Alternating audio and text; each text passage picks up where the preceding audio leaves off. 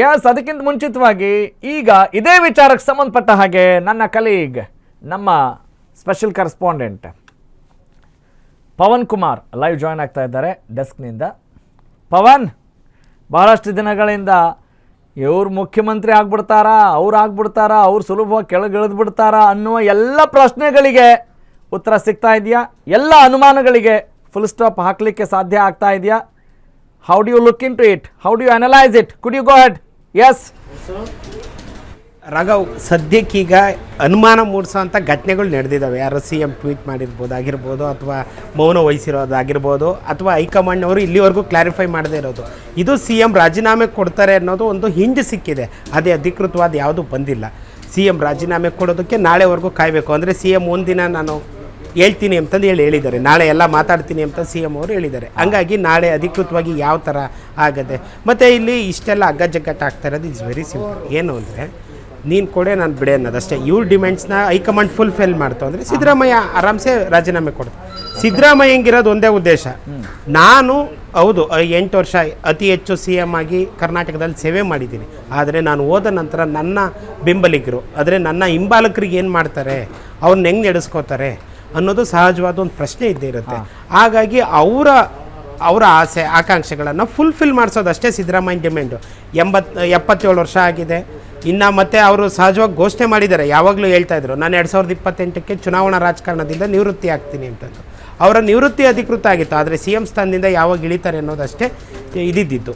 ಇದು ಕ್ಲಾರಿಫೈ ಆಗಿದೆ. ಅವರ ಗೊಂದಲಕ್ಕೆ ತೆರೆ ಎಳೆದಿದ್ದಾರೆ. ನಾಳೆನೇ ರಾಜೀನಾಮೆ ಕೊಡ್ಬೋದು ಅಥವಾ ಇನ್ನೊಂದು ತಿಂಗಳಾಗ್ಬೋದು. ಆದರೆ ಅದಕ್ಕೆ ಕಾರಣ ಏನು ಅಂದರೆ, ಬೆಂಬಲಿಗರಿಗೋಸ್ಕರ ಏನು ಮಾಡ್ತಾ ಇದ್ದಾರೆ, ಬೆಂಬಲಿಗರ ಡಿಮ್ಯಾಂಡ್ಸ್ನ ಫುಲ್ಫಿಲ್ ಮಾಡೋದಕ್ಕೋಸ್ಕರ ಅಷ್ಟೇ ಅವರು ವೆಯ್ಟ್ ಮಾಡ್ತಾ ಇರೋದು. ಅದಕ್ಕಾಗಿ ಒಂದಿನ ಕಾಯ್ದಾರೆ.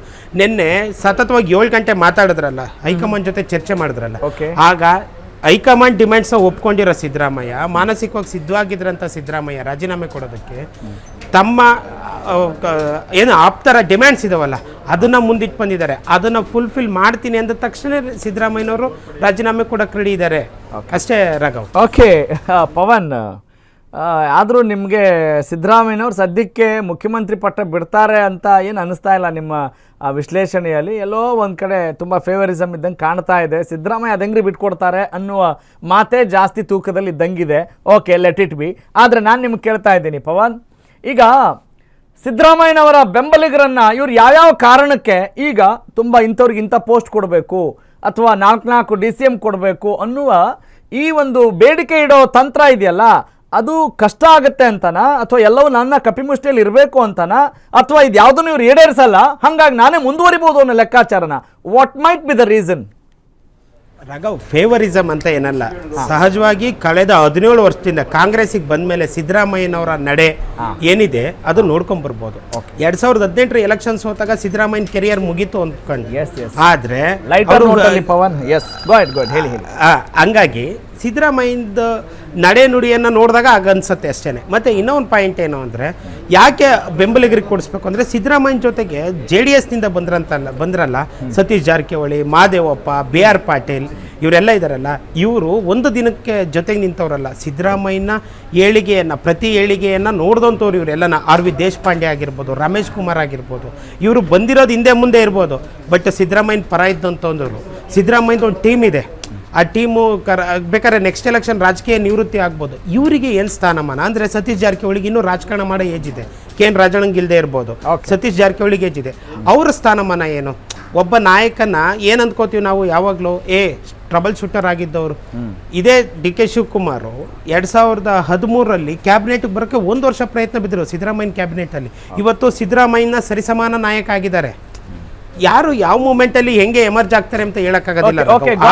ಪವನ್, ಈಗ ಎಲ್ರಿಗೂ ಕೂಡ ಕನಸಿರುತ್ತೆ ಮುಖ್ಯಮಂತ್ರಿ ಆಗಬೇಕು ಅಂತ ಹೇಳಿ, ಸಚಿವರಾದವರಿಗೆ, ರಾಜಕಾರಣದಲ್ಲಿ ಆಸಕ್ತಿ ಇರೋರಿಗೆ ಇರಬಹುದು. ಆದರೆ ನಾನು ಕೇಳ್ತಾ ಇದ್ದೀನಿ, ಸಿದ್ದರಾಮಯ್ಯನವರ ಈ ಸುದೀರ್ಘ ಮುಖ್ಯಮಂತ್ರಿಯ ಆಡಳಿತ ಅವಧಿಯನ್ನು ಗಮನದಲ್ಲಿಟ್ಕೊಂಡು ನೆಕ್ಸ್ಟ್ DK ಶಿವಕುಮಾರ್ ಅವ್ರಿಗೆ ಎಷ್ಟು ಚಾಲೆಂಜ್ ಆಗ್ಬೋದು ಮುಂದಿನ ದಿನಗಳು, ಒಂದು ವೇಳೆ ಅವರು ಮುಖ್ಯಮಂತ್ರಿ ಆಗೋದು ಪಕ್ಕ ಆದರೆ?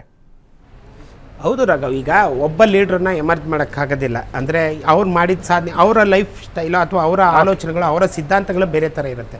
ಅದನ್ನು DK ಶಿವಕುಮಾರ್ ಮಾಡ್ತಾರಾ ಅನ್ನೋದು ಪ್ರಶ್ನೆ ಆಗುತ್ತೆ.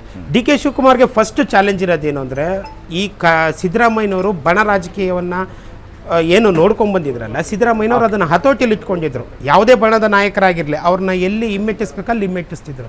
ಆದರೆ ಡಿ ಕೆ ಶಿವಕುಮಾರ್ಗೆ ಅದಿಲ್ಲ. ಯಾಕೆಂದರೆ ಎಂ ಬಿ ಪಾಟೀಲ್ ಆಗಿರ್ಬೋದು, ಸತೀಶ್ ಜಾರಕಿಹೊಳಿ ಆಗಿರ್ಬೋದು, ಇನ್ನೂ ಕೆಲವರು ಇದ್ದಾರಲ್ಲ, ಅವರನ್ನು ಹೇಗೆ ನಿಭಾಯಿಸ್ತಾರೆ, ಮುಂದೆ ಹೇಗೆ ಲೀಡ್ರಾಗಿ ನಿಂತ್ಕೋತಾರೆ, ಹೆಂಗೆ ಎಮರ್ಜ್ ಆಗ್ತಾರೆ ಅನ್ನೋದು ಇಂಪಾರ್ಟೆಂಟ್ ಆಗುತ್ತೆ. ಥ್ಯಾಂಕ್ ಯು ಪವನ್, ಧನ್ಯವಾದ ತಮ್ಮೆಲ್ಲ ಮಾಹಿತಿ ಮತ್ತು ವಿಶ್ಲೇಷಣೆಗಾಗಿ.